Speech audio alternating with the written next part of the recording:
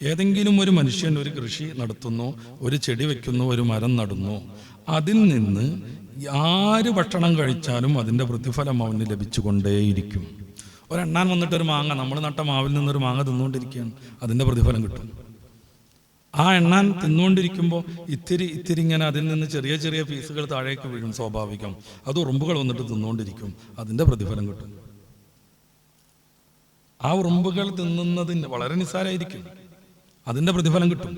എത്രത്തോളം ഒരാൾ കട്ടുകൊണ്ടുപോയി നമ്മുടെ തേങ്ങ, നമ്മുടെ പറമ്പ് കയറിയിട്ട് വീണ തേങ്ങ ഒരാൾ പെറുക്കി കൊണ്ടുപോയി, അതുപോലും സ്വതക്കയായിട്ട് കൂടും. നല്ല മനസ്സിൽ പൊരുത്തപ്പെട്ട് കൊടുക്കും കൂടിയും ചെയ്യാം, എന്തായാലും അത് ഉറപ്പാവും. അല്ല നമ്മളിങ്ങനെ ദേഷ്യം പിടിച്ച് കിടന്നുകൊണ്ട് സംഗതി പിന്നെ കിട്ടുമൊന്നുമില്ല. ചിലപ്പോൾ മാറിപ്പോയതായിരിക്കും. ചുമ്മാ ഇറങ്ങുമ്പോൾ ചെരുപ്പ് ഇങ്ങനെ പ്രാഗി പറഞ്ഞുകൊണ്ട് ആൾ നശിക്കട്ടെ എന്ന് പറഞ്ഞ് നടന്നുകൊണ്ട് നമുക്ക് ചെരുപ്പ് കിട്ടുമോ? കിട്ടൂല. അവിടെ ഒന്ന് പകരണ്ട്, അത് നമുക്ക് കൊണ്ടുപോകാൻ പറ്റുമോ? അത് പറ്റൂല. പിന്നെന്ത് ചെയ്യാം? അടുത്ത കടയിൽ പോയിട്ട് മേടിക്കാൻ തന്നെ. ആ കൊണ്ടുപോയതോ ഞാൻ അവനക്ക് അത് സദക്കയായിട്ട് കൊടുത്തു തീരുമാനിക്കുക. എന്നാൽ അയാളിട്ട് നടക്കുന്ന കാലമൊക്കെ പുണ്യം കിട്ടും.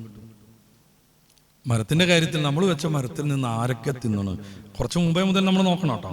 ഈ പൂവ് വരുന്ന സമയത്ത് വരും ഈ തേൻവണ്ടുകൾ, അവരതിൽ നിന്നിങ്ങനെ പ്രത്യേകമായ ആ തേനൊക്കെ ഊറ്റിക്കൊണ്ടിരിക്കും.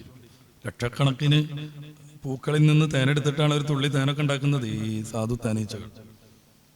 അപ്പം അവ തേനെടുക്കുന്ന, ആ തേൻ കുടിക്കുന്ന എത്ര വണ്ടുകളുണ്ടാകും, എത്ര തേനീച്ചകളുണ്ടാവും, അവയൊക്കെ ആ തേൻ നുകർന്നതിൻ്റെ പ്രതിഫലം കിട്ടും. ഈ തേൻ പിന്നീട് ശേഖരിച്ച് അരക്കത് ഉപയോഗിക്കുന്നു, അതിൻ്റെയൊക്കെ പ്രതിഫലം കിട്ടും. ഇതാണ് ജാരിയായ ഒരു സദക്ക എന്ന് പറയുന്നത്.